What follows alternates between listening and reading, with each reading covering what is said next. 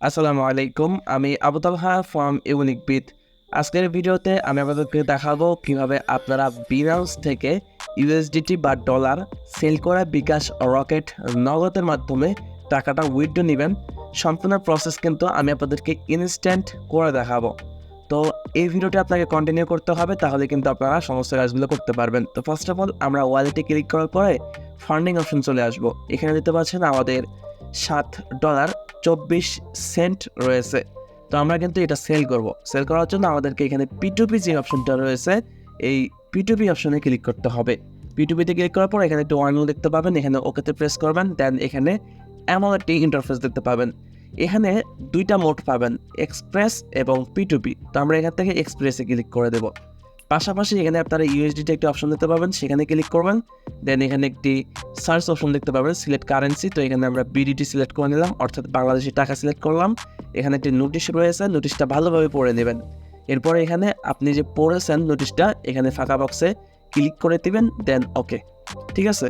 তো এখন যেহেতু আমরা সেল করব, তাই আমাদেরকে সেল অপশনে ক্লিক করতে হবে। এখানে আমাদেরকে অ্যাভেলেবল ডলার, অর্থাৎ আমরা কত ডলার সেল করতে চাচ্ছি সেটা আমাদেরকে বসিয়ে দিতে হবে। এখানে 23 সেন্ট রয়েছে। তো এখানে আরেকটি বিষয় আপনাদেরকে বলে নিই, যদি এক্সট্রা সেন্ট থাকে, যেমন 23 সেন্ট, 10 সেন্ট, এভাবে যদি সেন্ট থাকে, তাহলে এই সেন্টগুলো বিক্রি না করার জন্যই আপনাদেরকে অনুরোধ করা হলো। এরপর এখানে একটি ফিল্টার অপশন পাবেন। ফিল্টারে ক্লিক করার পরে এখানে মিনিট লিমিট দেখতে পাবেন যে কত মিনিটের মধ্যে আপনারা ডলারটা সেল করবেন। তো এই সর্বনিম্ন যে মিনিটটা আছে সেটা আপনারা সিলেক্ট করবেন। এরপর আপনারা সেই বরাবর ডলারটা সিলেক্ট করবেন। এরপরে নেক্সটে ক্লিক করবেন। এমন একটা ইন্টারফেস দেখতে পাবেন। এখানে রয়েছে যে বিকাশ, রকেট, নগদ বা ব্যাংক ট্রান্সফার, কোনটাতে কত রেটে আপনি ডলারটা সেল করতে পারবেন। তো এখানে আমাদের $7 সেল করলে আমরা 868 টাকা পাবো। তো এটা আমরা নগদের মাধ্যমে নেব, তাই আমরা এখানে নগদ সিলেক্ট করব।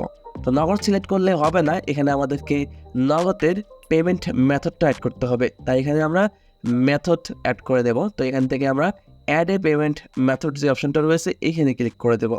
দেন এখান থেকে আমরা নগদ সিলেক্ট করব। ঠিক আছে। তো নগদ সিলেক্ট করার পরে আমাদের নগদ ওয়ালেট নাম্বার, অর্থাৎ আমাদের ফোন নাম্বারটা দিয়ে দিতে হবে, যে নাম্বারে নগদ খোলা রয়েছে। তো আমরা এখান থেকে নগদ নাম্বারটা দিয়ে দিচ্ছি।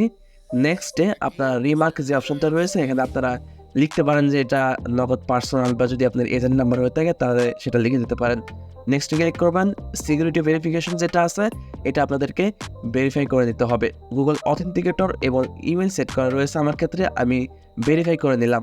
দেন দেখতে পাচ্ছেন এটা কিন্তু অ্যাড হয়ে গিয়েছে নগদ পেমেন্ট মেথডটা। তো এখন আমরা ব্যাকে চলে আসলাম। নগদ সিলেক্ট করার পরে নিচে কনফার্ম অপশন দেখতে পাবেন, এটা এখন হাইলাইট হয়েছে। আগে কিন্তু হাইলাইট ছিল না, আগে ব্ল্যাক হয়েছিল, এখন কিন্তু রেড দেখাচ্ছে। তো আমরা এখানে কনফার্মে ক্লিক করব। এমন একটা ইন্টারফেস দেখতে পাবেন, এখানে পেন্ডিং বায়ার পেমেন্টস। তো এখানে আপনাকে অপেক্ষা করতে হবে।